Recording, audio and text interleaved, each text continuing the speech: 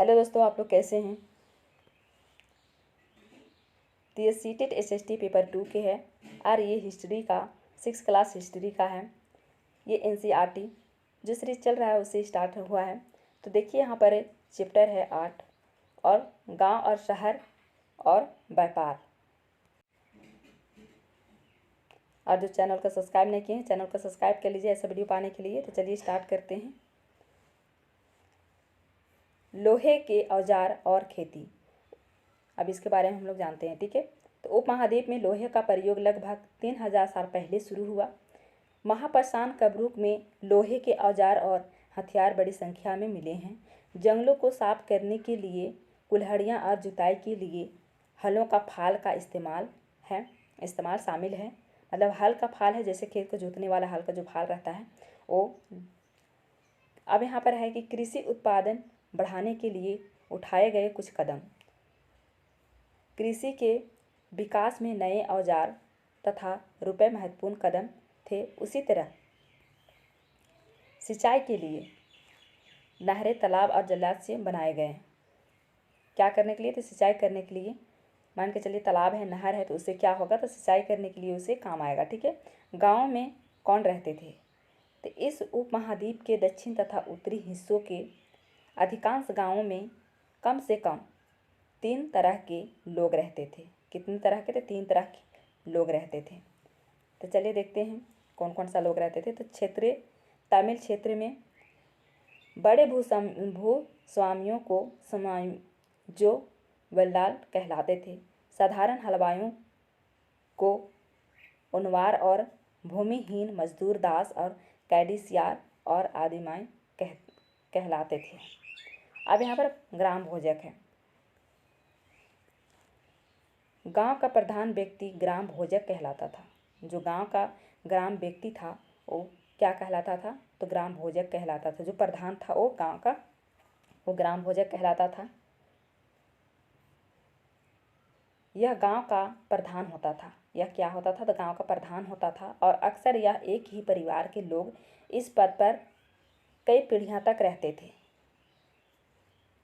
यह एक आनुवंशिक पद था। गांव का बड़ा भूस्वामी होता था। यानी इसका कहने का मतलब है कि वहाँ पर क्या होता था कि ये प्रधान जो होता था वो एक ही पीढ़ी का रहता था। जैसे ये दादा, बाप, पोता, ये दर पीढ़ी रहते थे। ठीक है। अपनी ज़मीन पर दास और मजदूर से काम लेता था। मतलब अपने जो ज़मीन होते थे उससे दास और मजदूर से क्या करते थे? तो काम लेते थे। और यह गांव में कई कर वसूलता और राजा को देता था। यह कभी कभी न्यायाधीश और पुलिस का काम भी करता था। मतलब कोई भी चीज़ का निपटारा करना होगा तो ये सारी चीज़ फैसला करना होगा तो ये क्या करता था? तो ये करता था। स्वतंत्र कृषक, ग्राम भोजकों के अलावा अन्य स्वतंत्र कृषक भी होते थे जिन्हें गृहपति कहते थे। इनमें ज़्यादातर छोटे किसान ही होते थे। क्या होते थे? ज़्यादातर छोटे किसान होते थे, बड़े किसान नहीं होते थे। दास या कर्मकार, अब ये दास या कर्मकार क्या है? तो इनके पास स्वयं की ज़मीन नहीं होती थी। क्या होती थी? इनके पास स्वयं की ज़मीन नहीं होती थी और यह दूसरों की ज़मीन पर कार्य करते थे। मतलब खुद का ज़मीन नहीं होती थी तो दूसरों की ज़मीन पर ये कार्य करते थे। ठीक है। और ये लोग कौन होते थे? तो लोहार हो गया, कुम्हार हो गया, बढ़ई हो गया, बुनकर हो गया, शिल्पकार हो गया और ऐसे कुछ दास कर्मकार भी थे। ठीक है। तो यहाँ पर सबसे ज़्यादा जो इम्पोर्टेंट है याद रखना ये है, ये सब लोहार, कुम्हार, बढ़ई, बुनकर, शिल्पकार और दास कर्मकार। यानी इसी को अगर ABC करके देगा, सही विकल्प चुनिए कह के देगा तो इसमें याद रहेगा तो आप लोग आसानी से चुन लेंगे। नेक्स्ट है संगम साहित्य। संगम साहित्य ये क्या है? तो तमिल की प्राचीन रचनाओं को संगम साहित्य कहते हैं। आप यहाँ पर देखिए, यहाँ पर कौन कौन सा राजा राजवंश राज करते थे। तो ये हो गया चोल, चेर और पांड्य।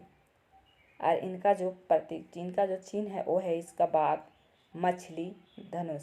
इसको याद रखेंगे, ये चिन्ह भी पूछा जाता है। ठीक है, कि कौन सा पांड्य का क्या है, फिर चोल का क्या है, चेर का क्या है, ठीक है। इनकी रचना 2300 साल पहले की गई।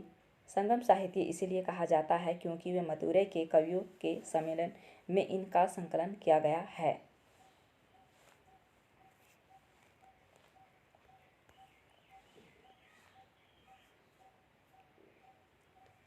आहत सिक्के, आप देख सकते हैं ये क्या है, तो ये सिक्के हैं। सबसे पुराने आहत सिक्के थे जो करीब 500 साल चला। चांदी या तांबे के सिक्के पर विभिन्न आकृतियों को आहत कर बनाए जाने के कारण इन्हें आहत सिक्का कहा जाता था। मतलब ये आकृति बनाने के एवज में से क्या कहा गया, आहत सिक्के कहा गया, ठीक है। नगर, अनेक गतिविधियों के केंद्र अक्सर कई कर्म से महत्वपूर्ण हो जाते थे।